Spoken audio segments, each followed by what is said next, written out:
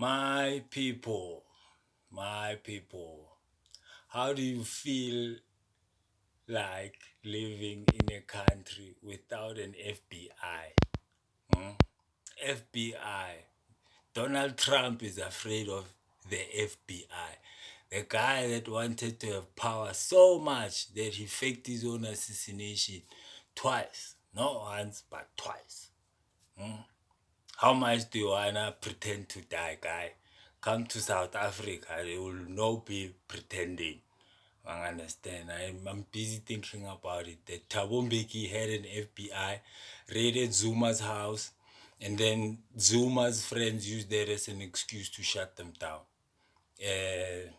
Action SA said the only way they will work with the ANC is if they bring back the Scorpions.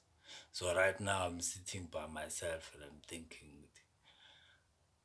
how are we gonna stop all these people that are stealing your monies? Me, personally, if I was running the police, I'm arresting everybody at Steinhurst before he even kills himself.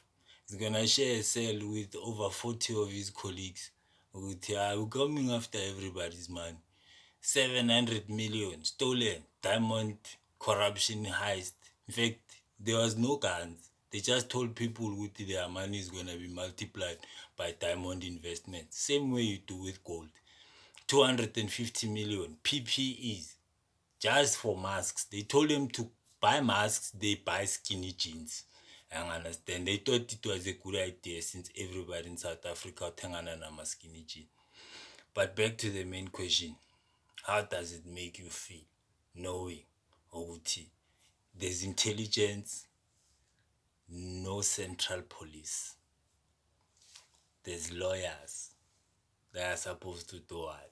Take instructions from the guy that said he'd rather lose elections than to risk breaking apart the ANC. I was gonna break it apart, come back with the top 15 and no corruption cases whatsoever. But it's not me, You live in a country with no FBI or